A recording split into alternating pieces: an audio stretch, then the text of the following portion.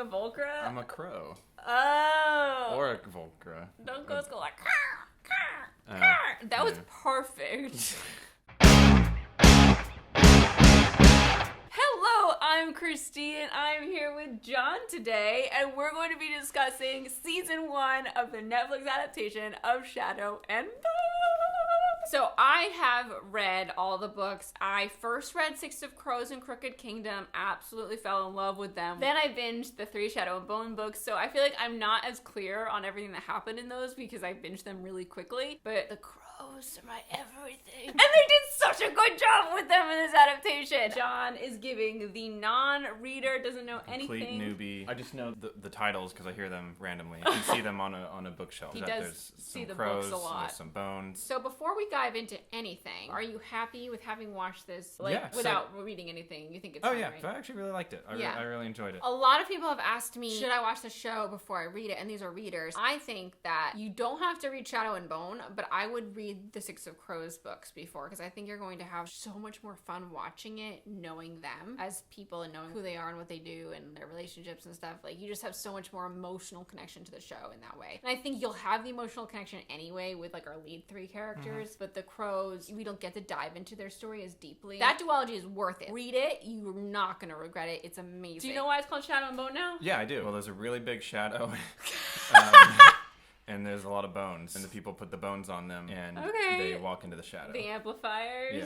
Yeah. Okay, and he's Shadow? Yeah, he's Shadow Man. Shadow Man. Yeah. I love when Mal is like, well, you're not going to win, Shadow Man. She chose me. Mal has some great lines in this show, and I just totally had no feelings toward I had annoyed feeling towards him in the book. I just didn't care for him at all, and I didn't ship him with Alina because I just felt like he was so boring and angsty and annoying. And I shipped her with the Darkling just because it was more interesting, even though I know it's a toxic relationship and I'm not for it. Especially in the show, I'm like, ew, you liar! Liar!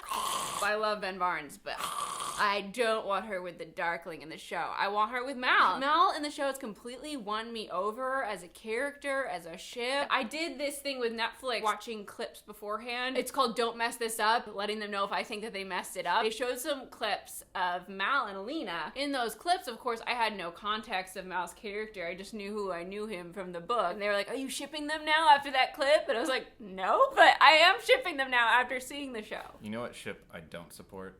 What? The ship that they use to go through the skips to go through the vault. That's a roof over it.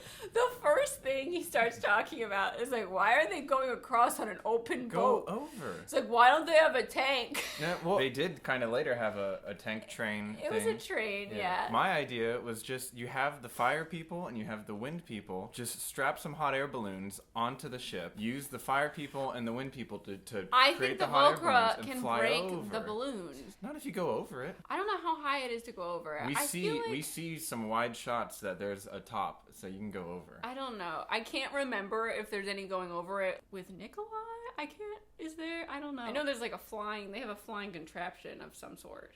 But I don't remember because I binged them too quickly. I do remember I did ship her with Nikolai, and that's all I really remember. Tell us about your feelings and impressions of the season and the questions that came up for you, and I'll probably interject, and I'm sorry. I will be interrupting John because I have feelings. Well, I liked it more as it went on. More and more each episode, I got more and more invested. And that's because of all the strong characters. The world is interesting. What's happening is interesting. I like the crows especially more. But the other storyline's good too. They balance each other out with like the more drama and then the more like hijinks. I think as a completely new person, I would have really appreciated either like an intro sequence at the beginning being like, my name is blah blah blah and we're in the world of blur. And, I think that would have made it feel like a YA something 100 years ago. And we wouldn't have liked it actually. Like you think you want it, but I No, don't think it'll feel like exposition. Well, because we're just like dropped into the world and it's like, that's oh my God, the way a good fantasy novel works. Well, yes, but it's easier for you because you've already read the books. No, well, listen, I read the duology, so I didn't know the world. They dropped me right in. Okay. If I didn't have you next to me, I was already very confused of like, what's this and where are we and what's the map layout? What's happening? Where are we going here? That's just how it feels. Yeah, but then like when you start a fantasy book. Like there's a line I remember in the first episode. I think they mentioned like we need a heart render. I'm like, well, what's a heart render? And like eventually they get to what it is. Yeah. Kind of. There's no person that's just it's like. It's called using. I know. Brain. But like I was gonna say noggin. Who says noggin? I would have really appreciated like that kind of character, that side character that like is exposition person. It's like the muggle going into the new world. Yeah, but I would have really appreciated something to help me out. There are no muggles. Everyone knows everyone. Yeah, but still, that's how I felt. I needed something. Okay, I understand that. Because I was asking a lot of questions, like, especially with the crows. He was obsessed with the fold. He's like, why isn't there a tank? I don't understand. Where's the tank? Can't they just make a tank? Well, they have metal, and like there's a metal train car. Well, maybe they can't push the tank. They don't have the fuel to push it. The fire people. You need a ton of coal, probably. Yeah, it would have to be like a train tank. I don't know. I think they could do it. Anyway, let me talk about my experience with the pilot. I have never been more excited watching the first episode of any adaptation since Harry Potter. I've never felt the way I felt when I was watching that. I had all these tingles, and I was leaning forward like this on the couch. Everything was making my eyes swell up with tears because everything was so perfect. Jasper was perfect. I love him so much. And Kaz and Inej really feels just like the books exactly. At first you don't really know her, and then slowly you get to know more and more about her character, and you fall in love with her. The Kaz and Inej moments toward the end had me in tears. Don't even get me started on Nina and Matthias. I started just dribbling as we watched the final episode with what down with them. I didn't get any of that for those two characters. Like, I don't know them, so they felt really disconnected, and they're just like, I don't know who these two random people are. They're Nina and Matthias, and they're amazing. In the first episode, when we didn't see Nina, I was like, where the fuck is Nina? I need to see Nina! I am just so excited that we're getting this pre-story for the crows and how their crew formed. It's so rewarding to get all these little hints of how they got to the place they are when we see them in 6 of Crows, because by then they are a well-oiled crew. Seeing Inej not want to kill because of her religion and then having to do it to save Kaz, I think the casting for everyone was perfect. I feel like Alina has so much more personality. Having not knowing any of the characters, I felt the casting was really good. I thought they all did a really good job, and like they're all convincing. It's easy to like all the characters. I really think the crows carry the storyline the hardest. I mean, without them, I don't think this would work as well. It's so beautiful that we've gotten to meld both stories. The crows bring this levity and this fun, and even the score, which I think is fantastic. I love the Darkling's theme. When the crows come on, it's like yeah. Every time it comes on, I'm like and the editing gets really cool. It switches to the next shot. Everything's great. It's fun when those two stories meet up too, yes, because not knowing anything about anything, you kind of told me that like the crows don't do stuff yet in the books, so then like seeing them come together was like really cool. It's like, oh wow. I think one of the best episodes is 5, which is their palace heist. Oh yeah, the little palace. That was really fun. We have this new character, the conductor. Guillermo. That sleazeball. His name's not Guillermo. He just thinks he looks like Guillermo exactly from like Guillermo from What We Do in the Shadows. What We Do in the Shadows. And he does, but he's not. I love Guillermo. And Arcane, I think is his name. As soon as he got into that train and the mines went off, and Kaz was like, you said that you put up that sign and that wasn't real. And he's like, I never said it wasn't real. I just said I put up the sign. And I was like, this is a fun character. He was fun, but he could have killed them. Yeah, so? So? You try to kill Kazbrecker and Inej and Jesper, and I'm going to be pissed. I kind of wish he was part of the group longer, because he's kind of that character that... He's like the one that crosses the line. They're all criminal people, but he's the one that keeps doing these little minor backstabs, but like they need him, so they have to like keep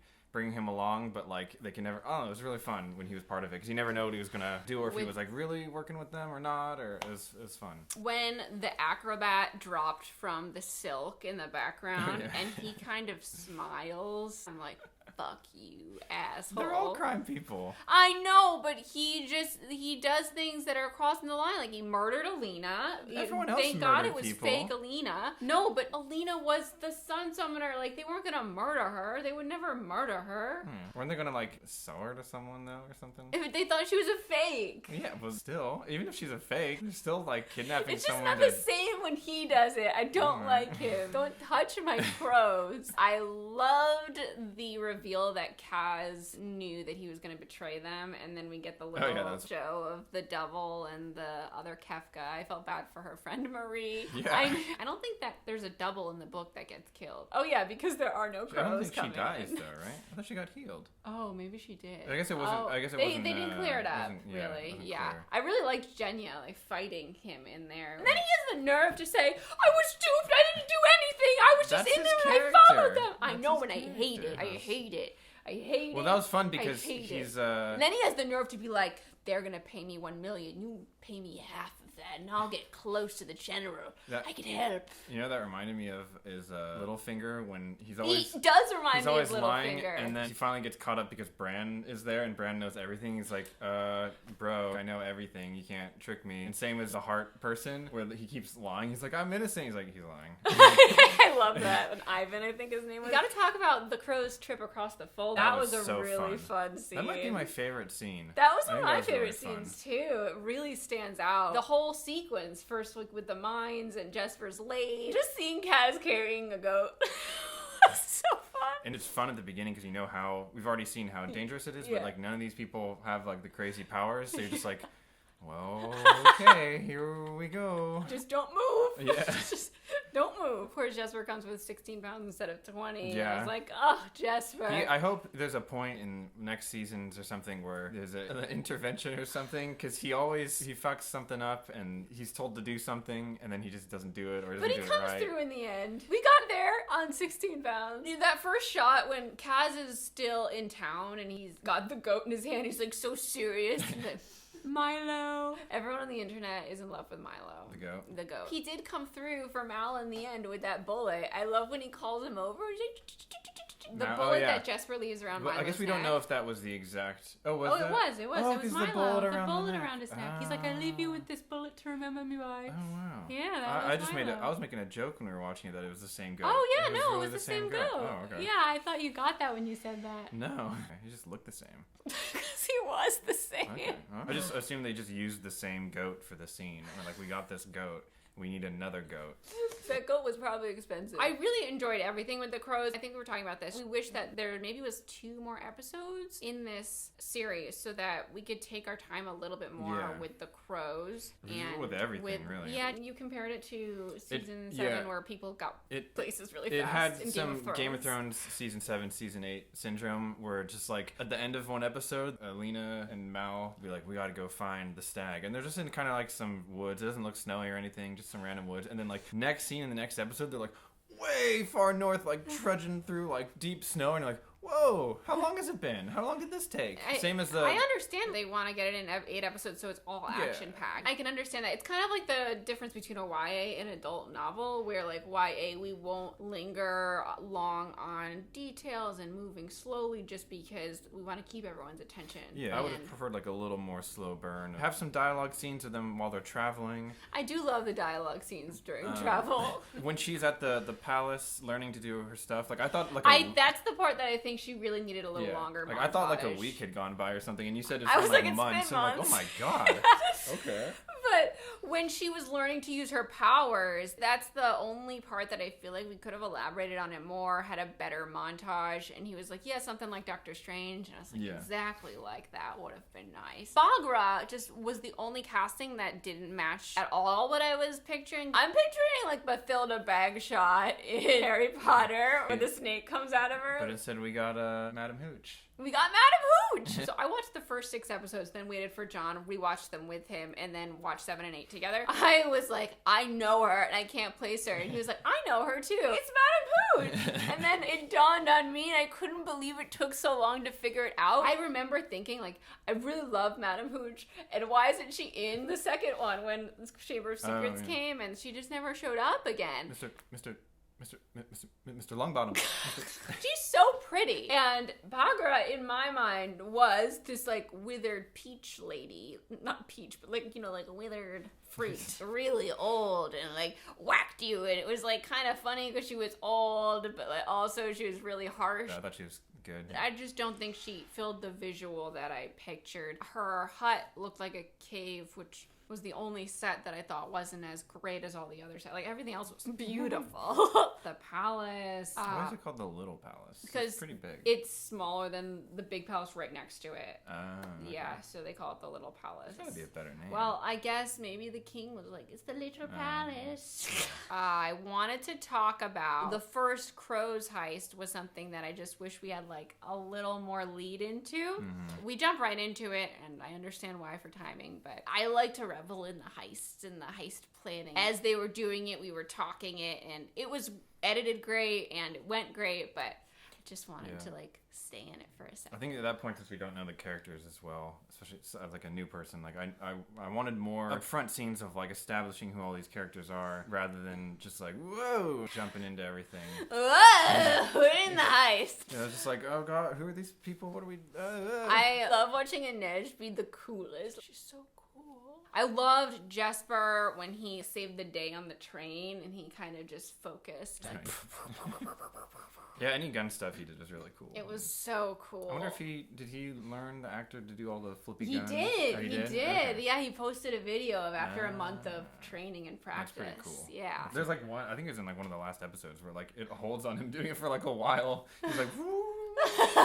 Pekka Rollins was great. I can't wait to see more with him. I'm guessing he's in it more because you were like, he's perfect, and like he's in like one scene. I was like tearing up. Beard that's just like, I'm bad. There's a lot more backstory there. When Kaz washed his hands in the beginning, I cried. That was a big thing. I don't even remember him washing his hands. It was right in the beginning. He like takes off his gloves. It was for us. Okay. It was for us readers. Yeah. I just love those little details that they put everywhere. Nina and Matthias. I really love that scene when they have Crash and he was like, okay, I'll kick and you do what you do. And then she like puts her hand and like does her heart render thing and it's awesome. It's like The Incredibles. Kind of, but romantic. I love everything with their banter. I love her being like, how can you be as stupid as you are tall? And they had a lot of funny back and forth lines when they slept together to get warm in the hut. When they finally were on the same page, he was talking about not going back to Fjerda and she was going to betray the Grisha but not going back there and they were going to go to Ketterdam together. I was just like hunched over in tears. This couple's about to go through so much and they don't know what's coming for them. And then with the waffles, why is there no, where's the meat? He's like, is there meat in this? Is this savory or sweet? She's just like, yes. When she was on the same boat as the crew at the end, perfect. And she like looks over and I'm like, oh my god, Nina. When, at the end, the crew was sitting at the bonfire with Alina and Mal and Zoya, I was just in tears. I was like, the worlds are coming together. I felt who was the girl in the blue jacket? Zoya. Okay. She was like, I felt like she was like the odd person out at the end there. She kind of was, but she didn't have anybody else. And Nej brought her in, I feel like. The group's together, and her. She was just like there, just like, hi, I'm here too. Like, what? Who are you? Well, she's Zoya. She becomes a big character. Okay. Yeah, in the beginning, she's just like this bully. But I really liked the little arc that she went on in this story and how we got to see a deeper part of her toward the end on that boat with her family in West Ravka. It was one thing, reading that, him expanding the fold, and it was another, seeing him do it in this context. Was it a full city that got enveloped, or was it just like a little dock area? No, it was the city right at the edge of the fold. That was some crazy shit. So this is a change that they made for the show where the bones actually are melded into their skin. Oh god, I forgot about I was like, I hope this isn't like this for the rest of the series. Oh my god, it was horrifying. God. I did not remember that happening, and I don't think it does happen. I don't remember him being able to control her power like that. But maybe they do. I just read it so fast that I've forgotten. But when David was melding it into her and melding it into him, I was like, what's happening? I thought she would finally like get to take it out of her, but then like it just goes even further. Like, I'm like, no. Where is it? Is it in her color? Like, did it like disintegrate? I think she is now amplified. Like I think she has merged with it. Yeah, but like physically. I know. I don't know where it went. In the book, she wears it as a necklace, but I guess it was too dangerous because it was like really sharp to like be running around on set with it on her neck. Oh, so then they just now it won't move. It looked horrifying. Yeah. And then like even the hand one was nasty too. It's just like, ew, cut that off. Stab it out of him. It's just like, wouldn't you be uncomfortable with that in his hand? I remember in the book thinking that Mal was so dumb and annoying, and then at the end of this, when he's down under the ship with the crows, and Kaz's like, the smart thing to do is to wait here, and he's like, I never said I was smart. Oh, it's so funny. I was so scared that whole trip. Obviously, the crows survived because they have their two duologies, but like, I was so scared for Inej when she was up there and the Darkling had made the light come down so it wasn't covering her anymore, and she just was Zoya. I was like, Zoya, do something! I mean, knowing that they're in... It doesn't matter. It was intense. It was scary. Yeah, but then they'll be fine. No, but like you don't know if they'll be fine. I mean, I do know because you told me there's other books. You don't know though. Yeah, I knew. John thought that Cass's cane was like for fun. Yeah, I thought it was just for show. I feel like the first couple of episodes he never like limped around or anything. No, you just didn't see it because you weren't looking. But that's something I feel like you should establish, because then like all of a sudden. Established. Well, no, but then like 4 episodes in, he like started like limping because he didn't have his cane. I know, but then I'm like, I thought he got hurt. I'm like, what happened? And I was like, he doesn't have his cane. I don't know. It's just because we move pretty fast, and if you're not looking for it, then you don't see it. Again, for new people, you should have a scene, episode 1. Where he's like, shit, my cane's on the other side of the room. And he like... My cane's on the other side of the room. Something to show that he needs the cane. I always pictured him having more of an Irish accent or like a northern accent. And he sounded just way more posh when he first spoke. And I was like, whoa. Whatever actor they got for him, he's like the most... He is great. Like, his face is just like, I don't know, like he looks like Willem Dafoe or something, where he's like always kind of like... he's great. Maniacal. It's perfect. Yeah, he's always like thinking. He's always thinking. One of my favorite scenes is that one where Alina is shoved out of the palace by Baghra. She goes the opposite way that Baghra told her, and she pops out, and Jesper's waiting for them by the really carriage, funny. And she just really goes and hops in the back, and Jesper's like, what? Okay. And then they come out, and they're like, we lost the target. It's like, did we know? Jesper was perfect. He is really fun. That actor is great. He has such swagger. He kind of reminds me of Robert Sheehan in a way, the way that he delivers his lines. How did you feel about the mythology? Because that's the one thing in the book I never really was clear on. Morozova and his amplifiers. I feel like I got a better idea of that just piece of knowledge by watching the show. I don't know. I just didn't know that like Morozova took 1 and 3 of his fingers and turned them into these animals that you could kill and amplify Grisha's powers because Grisha were being hunted. And that's the magic that the Darkling was trying to use when he accidentally created the Fold. He was trying to create things that could empower the Grisha, create an army, and he ended up just turning people into crazy demon monsters and exploding with darkness because it was unstable. I think all the lore's good. It just needed, like I said with other things, we just needed a little more stuff up front. The bones and the animals, maybe spend a little more time in that scene, because there's a scene where like I feel like the visual was really helpful. Man is being like the apparatus. The apparatus is so uncomfortable. That guy's so funny. You can tell he's just like the biggest loser in this whole palace, where like no one's friends with him, and he's just like, hello, Alina. I picture him as like, in Hey Arnold, that guy's like it's like no one wants to hang out with him. But a little more time in that scene, maybe it's like showing each animal, because I don't remember which one's like... I think they might have purposefully not really focused on the others. Okay. I wanted to know the other ones. I think one's a dragon, and the other one I feel like has something to do with water. It should be like a big monkey, or like a big... Maybe it's a big like dinosaur in the water. Or like a crab. It sounds like I haven't even read the books, but I swear I did. I just was so much more enthralled by the crows. I think also having some in the beginning with each different power. I didn't even realize the guy in like the purple coat was like a dude that had power. Fabricator. Yeah, I thought he was just like Inventor Man. He is Inventor with powers. Yeah, but like I didn't know he had powers. Yeah, well, he had a Grisha jacket on. I guess. I love the Kefkas. Lee's cameo was great. I wasn't expecting to cry about Alina using her powers, but when she did that demonstration in front of the crows, and they were all like, Santa Alina, and they bowed, I was like, so proud of her. I can't believe this is real. You really feel the pressure that's on her, I feel like, in the show. You just feel like everyone is like, oh my god, she's a saint. She's like, what are you talking about? I'm just a random person! We haven't talked a lot about her, but I think she did a really good job. She's like the lead of the story. We've talked a lot about the crows and some other stuff, but she is like the lead, and she does a really good job. Like right from the start, like she has a lot of chemistry with the Mal actor. It feels like just really like natural and chill.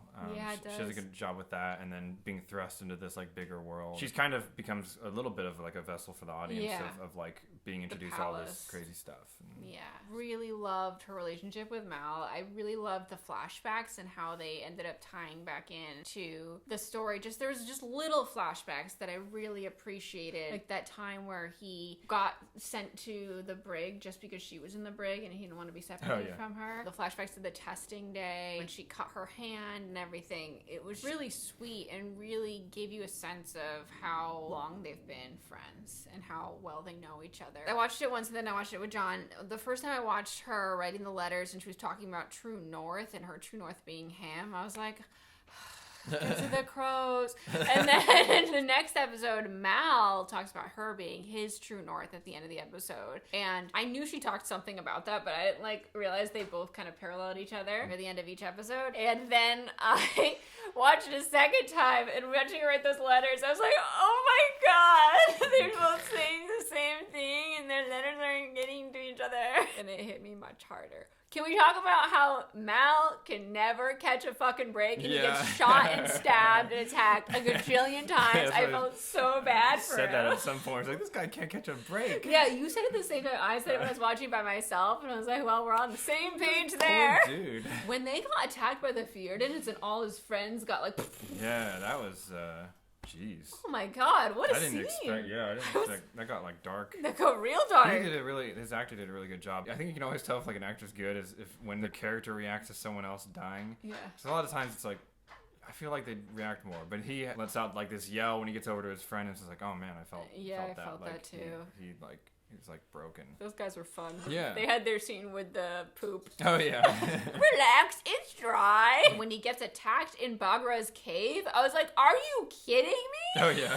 Can't we just talk? It was just oh my god. Poor Mal. I really liked that scene with him and the Darkling, where the Darkling's like, I don't have to kill you. Oh, yeah. Time will. That was great. That was great. Because usually, when a bad guy's I'm not going to kill you. It's why don't you just kill? This is the guy you're fighting. Just kill him. You're the bad guy. Wouldn't you just do that? But then his reasoning, he's really full of himself. But that's really funny. Where he's just I'm going to live forever. So I'll just wait till you die. It doesn't matter to me. It's almost you're so insignificant in the long run.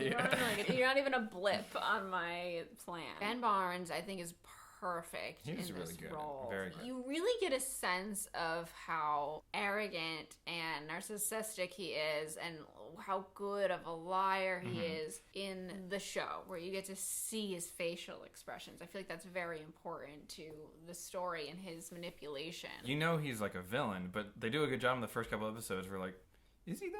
Yeah. Seems like an alright dude. He has dark powers, but seems alright. And then by the end of it you're okay, yeah, he's pretty awful. He's kind of a mass murdering psychopath. That scene where he was fine, make me your villain. I was just doing what's best for you. Bro, you just killed so many people. You just made her your light slave. Are you shitting me? You tied her to the deck. Oh my god. You shoved bone into her sternum. When they were arguing about whether he's a villain, he's trying to defend himself, I wanted her to just be look. Can you see her? Look what you did to me. The Darkling. Anytime he thought, I'm being noble, I'm a man of my word, I kept picturing him saying, I'm a good person. Yes, indeed, I'm a good person. From Crazy Ex-Girlfriend. She's say I'm a good person, or I'll kill you. I'll cut you like a fish. You're a good person. And that's the Darkling in every scene. I'm a man of my word. I'm a good person. Say it. Can we talk about his Taco Bell escapades? Go ahead. He's talking about the flashback I just thought episode it looked funny when he formed the fold. When he formed the fold. It kind of came out from behind him, and it just... He's That's all we have to say about that. That's someone when they have too much Taco Bell. It's just I could see that being a meme. It's oh my. That was also a scene where we saw him make the fold. That there is a top to it, and you could make a hot air balloon and fly over the top. You don't know how high the top was. We do know how high the top. We see how high the top was. No, we don't. Yes, we do. We don't go to the top. No, it tops out. It tops out. It doesn't go up for eternity. There's sky. You can see sky. You can You're hot not air balloon. up there. You can't see it though. Yeah, you can. Okay, what were you thinking when they were all making out and stuff? Were you ew, get away from her? Or were you oh, I'm down with them being together? Or were you does he really care for her? I think it would have been more convincing if we, again, had more time with her at the palace. Felt like it was a longer time. Because it felt... Yeah, if we had another episode of them... It felt quick. We're they're already... Yeah, there were some moments beforehand where oh, they're a little... flirting. And I think... But a whole other episode of that before that, and I've been okay. But when they kissed, it was Oh, this feels a little like soon. I was on an episode of Romance at a Glance talking about episodes 4 through 6, so I feel like I might be repeating a couple things. I feel like he does have narcissistic personality disorder where like he thinks he loves her, but really just wants her as a possession. Yeah. Like he wants her power, he wants her to be his, and still love him because he wants what's best for her. He knows what's best for her because he's so old, like he knows everything. It's so disgusting to watch him in the beginning manipulate her knowing who he actually is and what he actually wants. The scene where like they're making out and he leaves and he comes back and he's like, I feel so passionately about you. I feel like he's just so excited. He's like, I've got her, she's mine now. He lies to her a second later and then like steals the peony idea from Mal and like, oh yeah. Where do you get those flowers so fast? You know, he's the Darkling. He's got a lot of people working for him. Like, go get me some peonies. I want to see a scene of him like walking to like a room of servants, like, someone go get these flowers now. Go. The closest one's a mile away. Run! Go. He did a great job in that role. I loved the battle on the skiff in the final episode. Oh, I that think was really it was good. That was so fun. well done. And I love when he and Mal are fighting and what does he say? Like, are you gonna kill me? And he's like, no, I'll let your past do that for you. And the Vulcan's like, phew. I like beforehand you can see one creeping up behind him. Oh shit, I yeah, missed it's like that. you see one kind of fly down and then it's kind of creeping up behind. We haven't touched on the way Alina's light looked. It was like the one thing in the first couple episodes that was like, I don't know about the special effects with her light, but it is tricky trying to It looked better portray later. that. And that's what we discussed on the podcast, that maybe like that was her uncontrolled power and they were trying to show that like she had no control. First time it got a little Kate Blanchett in The Fellowship of the Ring. Yeah. That they're really like hokey looking. I loved at the end when she was defending Mal and the stag and she could make the shield. I liked that whole scene. That was so cool. She was poor deer. I know. You got like cut in half. I know. Yeah. What do you think the Darkling's like powers to just like slice people's fucking heads off? I wanted her to take the knife when she's holding up the shield and be like, I'll kill myself, because she's like what he wants. She didn't think of that. Yeah, I know. That would be what Alina from the Vampire Diaries would do. And she does it all the time. She's like, fine, I'm going to kill myself. And they're like, wait. I think she just thought he would do anything for the stag. I wanted the stag to live. I wanted it to live too. I wish that he was alive and maybe they were just like pals and they walked around and he could talk and I hope they it was see a Disney movie. I hope they see that. I don't know what the other animals are, but I always like cool fantasy animals. Like if we could see like a big crab, dragon. We'll see something. I'm really excited to see where they go with the crows. Seal. Hypothetically, we wouldn't see the crows storyline where we know it start until like season 4 because it happens after all 3 books. So are they going to give them more heist? Are they going to start their story a little sooner? Who knows? Matthias is in that jail when we first see him in 6 of Crows. Are they doing more crow books, or was that it? She left it like she could do more crow books, but the duology is self-contained. I feel like the way that they're going, they'll follow like whatever else is going on with Ravka and do the crows like as the main same story. time. Yeah, I think they'll just continue following all of the characters that are relevant. So like right now they're making crow content that we didn't know about, but they'll probably make content that's going on in the palace that we don't know about that happens during the crows. Yeah, that's what I think. Makes sense. Okay, if you're gonna give it a letter grade, a rating, what are you gonna give it? Solid A from me. I'll say B+. Okay, not gonna give it A-. No, only because I don't know how I would have liked it if you weren't around to answer questions and stuff and clarify things. I think I might have been a little lost, and I don't know if I would have. I think you would have gone it. Maybe. I'm just not sure. If you would have kept going. Yeah. I ended up really liking it, and as I said, each episode it gets better and better and better. But just that beginning, I just feeling really confused. I really loved watching the Grisha work and how intricate and specific their different hand movements were. I liked when they talked about how your hands have to touch first before the power to start. Can we talk about what... The scene with the cane when he like destroyed his hand? Because that was awesome. I was going to say how disappointing it must be if when you're a kid and you get the test and you become a wind person. Why? Squaller? Because it seems like their only job is to be put on these boats that everyone dies on. You're like, shit, can we redo? Can I get a different one? Like, I don't want to be the boat person. You get that power and they're like, all right, you're going to be assigned to a boat. And you're like, I'm going to die. I'll take anything else but wind person. That first scene when the Fërdans attack, when they're trying to bring Alina to the palace for the first time, was so well done. And you first see all of the Grisha come out, but none of them are strong. Like, it's all like kind of Grisha that are blown away in a second by the Fërdans. That was so cool to see them all using their power. I was like instantly impressed. Favorite character? I think probably Kaz is his name. Kaz right? Bricker. Yeah, he's a lot of people's favorites. I think he's probably my favorite. Of Gather With Them. Jesper's probably a close second, but he just needs to get his act together and stop messing around. He's always gonna be a little wild just card.